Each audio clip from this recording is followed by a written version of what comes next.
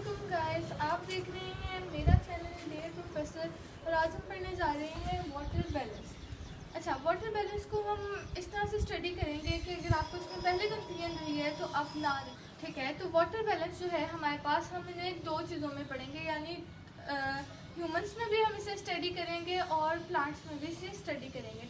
तो water balance को study करने के लिए सबसे ज़्यादा ज़रूरी है कि हम तीन टर्म्स को अच्छे तरीके से स्टडी करें। वो कौन से टर्म्स हैं, अब वो हम देखते हैं। आइसोटोनिक सॉल्यूशन, हाइपोटोनिक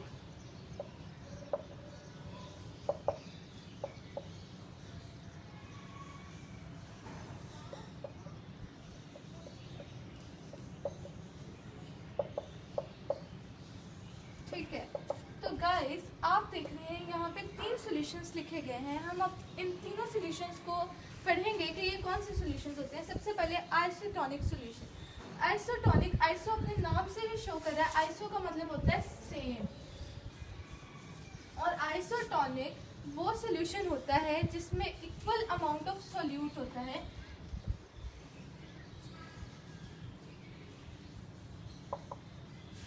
जिसमें इक्वल अमाउंट ऑफ सोल्यूट होगा। किसके इक्वल होगा? उस सेल के इक्वल होगा जिसे आपने सॉल्यूशन में रखा है। सपोज मैंने एक red blood cell isotonic solution में रखा है, तो ये जो रेड ब्लड सेल्स के अंदर जितना सोल्यूट होगा ना, उतना ही सोल्यूट आइसोटोनिक सॉल्यूशन के अंदर होगा। यानी ऐसा सॉल्यूशन जिसके अंदर उतना ही सोल्यूट मौजूद हो जितना कि उस सेल के अंदर जो हमने उस सॉल्यूशन के अंदर रखा है। यानी कि अगर एक आइसोटोनिक सॉल्यूशन है, सपोज इस जार में एक आइसोटोनिक सॉल्यूशन है और इसके अंदर मैं एक रेड ब्लड सेल रख देती हूँ, तो अगर मैं आपसे पूछूं कि इसमें इस रेड ब्लड सेल में कितना सोल्यूट है, तो आप मुझे इजीली कह सकते हैं कि जितना इसके सॉल्यूशन में, जितना इस सॉल्यूशन में सोल्यूट है उतना ही रेड ब्लड सेल में सोल्यूट है। अब आपको कैसे पता कि ऐसा है? इसलिए क्योंकि आपको पता है ये आइसोटोनिक सॉल्यूशन है।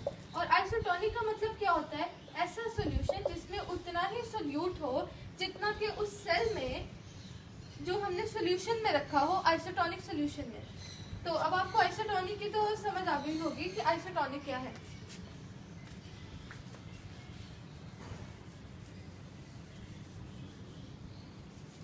अब हम पढ़ने लगे हाइपोटोनिक सॉल्यूशन, ठीक है। आपको पता चल जाएगा कि हाइपोटोनिक सॉल्यूशन क्या है। एक ऐसा सॉल्यूशन जिसके अंदर ज्यादा वाटर हो, यानी वाटर ज्यादा हो, और उसके अंदर सोल्यूट कम हो। ये इन दोनों चीजों से मिलकर बनता है, लेकिन इसमें वाटर ज्यादा है और सोल्यूट कम है। अब क्या होगा कि जब आप इस तरह के सॉल्यूशन में जिसमें वाटर ज्यादा हो और सोल्यूट कम हो अपने रेड ब्लड सेल को रखते हैं, तो क्या होगा कि आपको पता है, हमेशा ये रूल आपने याद रखना है कि अगर कहीं भी कोई सोल्यूट, हम ज्यादातर जो स्टडी करते हैं ना वो सोल्यूट के बेस पे कर रहे होते हैं, तो आपने फोकस रखना है कि जो हमारे पास हमेशा क्या होगा, हाइपोटोनिक सॉल्यूशन में या कोई भी सॉल्यूशन है उसमें क्या होता है कि कहाँ पे वाटर मूव करता है? जहाँ पे सोल्यूट ज्यादा होता है।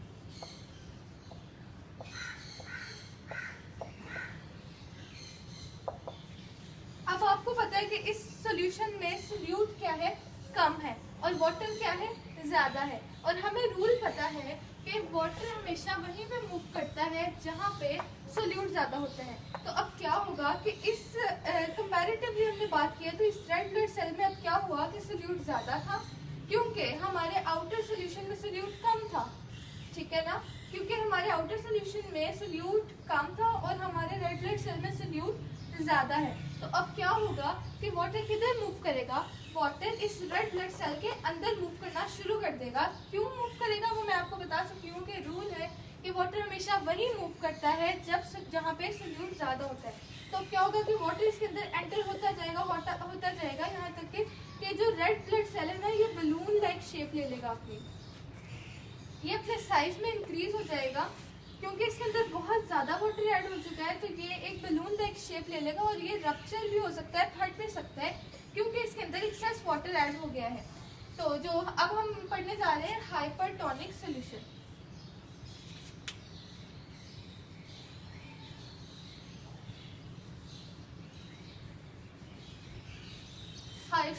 Tonic solution. अच्छा, ये एक ऐसा सोल्यूशन है जो बिल्कुल हाइपोटोनिक सोल्यूशन के ऑपोजिट है। ये सोल्यूशन अगर आप इन दोनों में से एक को याद रख लेते हैं ना तो दूसरा आपको अल्टीमेटली याद रहेगा क्योंकि वो उसके ऑपोजिट है।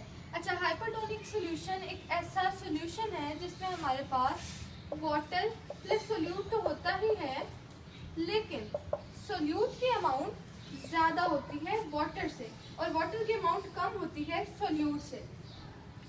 और मैंने आपको रूल बताया है कि वाटर हमेशा, अगर हमारे पास समझे एक ये वेसल है, इसके अंदर हमारे पास एक रेड ब्लड सेल पड़ा है, तो अब मैंने आपको बताया था कि वाटर हमेशा वही मूव करता है जहाँ सोल्यूट ज़्यादा हो। पहले केस में हमारे पास रेड ब्लड सेल के अंदर सोल्यूट ज़्यादा था और इस केस में हमारे पास वाटर के अंदर ज़्यादा सोल्यूट मौजूद है। तो क्या होगा कि जो रेड ब्लड सेल का वाटर है वो आउटसाइड ज़्यादा सोल्यूट की तरफ मूव करने लग पड़ेगा क्योंकि ये हाइपरटोनिक सोल्यूशन है। तो ऐसा सोल्यूशन जिसमें सोल्यूट ज़्यादा होता है, वाटर कम होता है, सॉल्वेंट या वाटर एक ही बात है, वाटर कम होता है, तो अब क्या होगा कि रेड ब्लड सेल का जो भी वाटर है वो आउटर सोल्यूशन में मूव करने लग पड़ेगा। तो इससे क्या होगा कि जो सेल है वो फ्लैसिड हो जाएगा।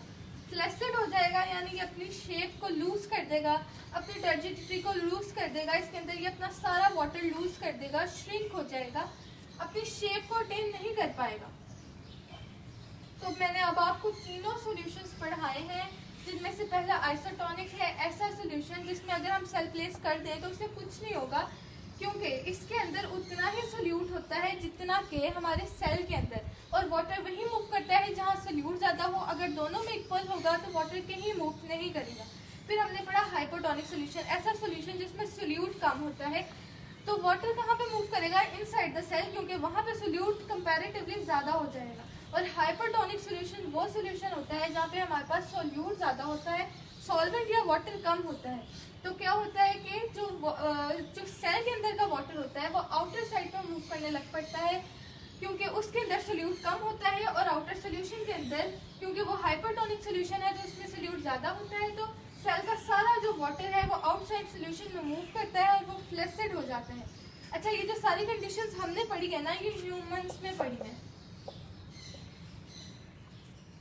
ये कंडीशंस हमने सारी